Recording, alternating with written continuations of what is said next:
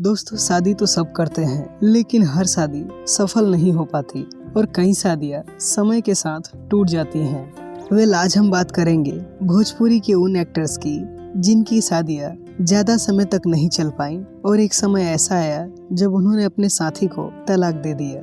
दोस्तों, हमारी लिस्ट में नंबर 5 पर हैं रश्मि देसाई। कलर्स टीवी के शो उतरन से उन्हें बहुत ज्यादा पॉपुलैरिटी मिली।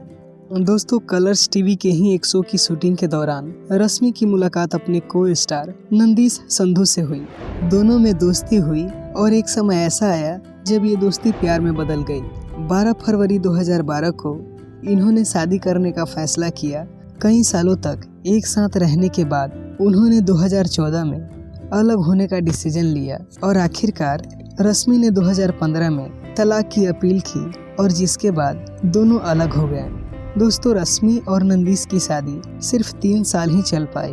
दोस्तों, एक इंटरव्यू के दौरान रश्मि ने बताया कि नंदिश के साथ उनकी रिलेशन बहुत ही ज्यादा अब्यूजिव हो गई थी और नंदिश उन्हें बहुत ज्यादा गालियां देते थे और साथ ही नंदिश उन पर बहुत ज्यादा शक करते थे, जो उनकी रिलेशनशिप को दिन पर दिन खराब करती गई और एक समय ऐसा आया जब ये एक दूसरे से अलग हो गए।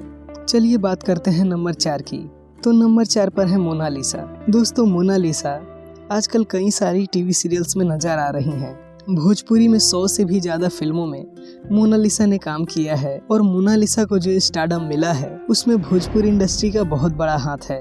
दोस्तों, बिग बॉस 10 में मोनालिसा ने अपने बॉयफ्रेंड विक्रांत से शादी की, जो कि आप सबने देखा ही है। आपको बता दें कि ये मोना की पहली नहीं बल्कि दूसरी शादी थी।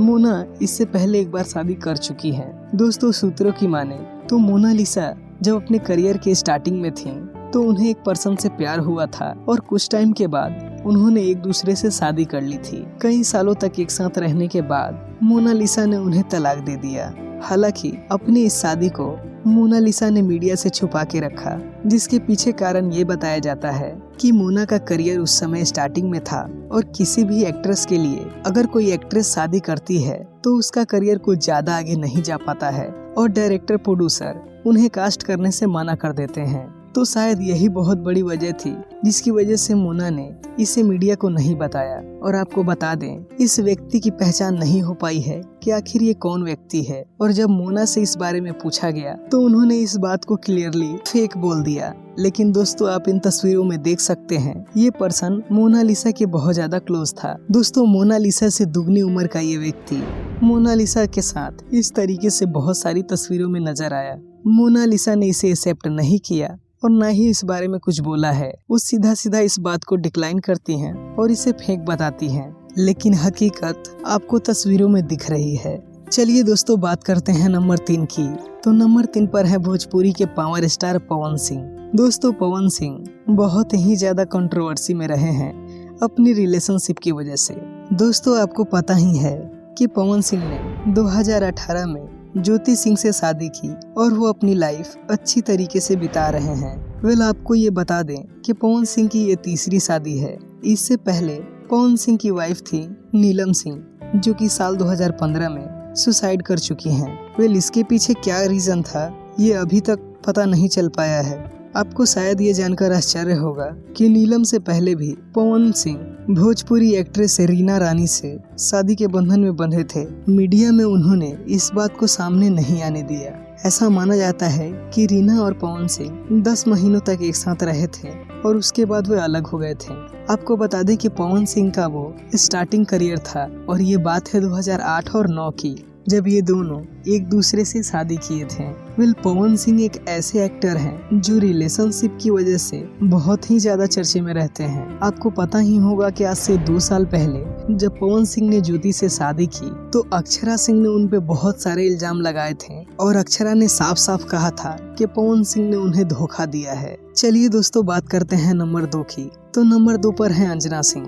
दोस्तों, भोजपुरी की हॉट केक कही जाने वाली अंजना सिंह भोजपुरी एक्टर यश मिश्रा से 2013 में ही शादी कर चुके थे और आज उनकी एक बेटी भी है। ऐसा माना जाता है कि फिल्म दिलदार सांवरिया के सेट पर अंजना और यश एक दूसरे के बहुत करीब आ गए थे और इनके प्यार की चर्चा भी पूरे भोजपुरी इंडस्ट्री में फैलने लगी थी और इसी को मद्देनजर रखते हुए अंजना ने यश से शादी कर ली। हालांकि ये शादी ज्यादा समय तक नहीं चल पाई और ये दोनों एक दूसरे से अलग हो गए। इसके बाद इन्होंने कई सालों तक एक दूसरे के साथ काम नहीं किया, लेकिन दोस्तों अब ये फिर से एक साथ नजर आए हैं और इन्होंने 2 फिल्में एक साथ की है। दोस्तों वैसे ही इन दोनों की जोड़ी बहुत ही अच्छी लगती है और हम यही आशा करते हैं कि भगवान इन दोनों को फिर से मिला दे। वेल, आप क्या चाहते हैं ये हमें कमेंट सेक्शन में जरूर बताएं। चलिए दोस्तों बात करते हैं नंबर 1 की। तो नंबर 1 पर है मनोज तिवारी। दोस्तों भोजपुरी फिल्मों और गानों से लेकर राजनीति में भी मनोज तिवारी एक जाना माना नाम है। दोस्तों मनोज फिल्मों और राजनीति के अलावा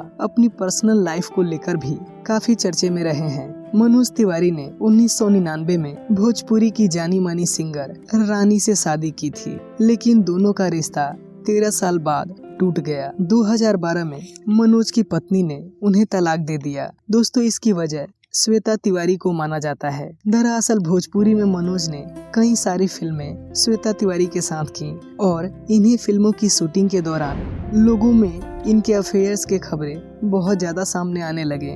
लेकिन बात तब बहुत ज्यादा बढ़ गई जब बिग बॉस 4 में ये दोनों एक साथ नजर आए और इस शो ने इनकी अफेयर्स की खबरों को और भी ज्यादा बढ़ा दिया। हालांकि मनोज कई बार इस शो में ये बोलते नजर आए कि उनकी वाइफ थोड़ा शक करती हैं। दोस्तों बिग बॉस शो के दौरान मनोज अपनी फैमिली से दूर थे।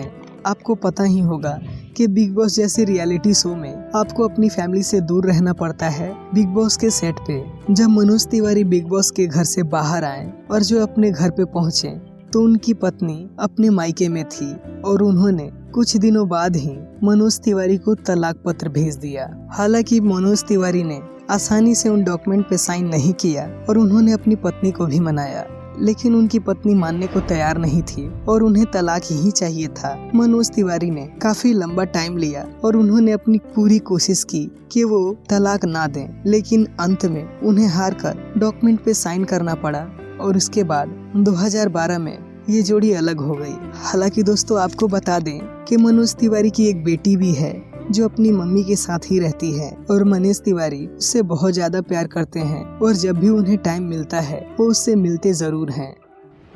दोस्तों ऐसी ही बेहतरीन वीडियोस देखने के लिए आप हमारे चैनल को सब्सक्राइब कर सकते हैं और अगर आपको हमारा ये वीडियो पसंद आया है तो इस वीडियो को भी लाइक कर दें।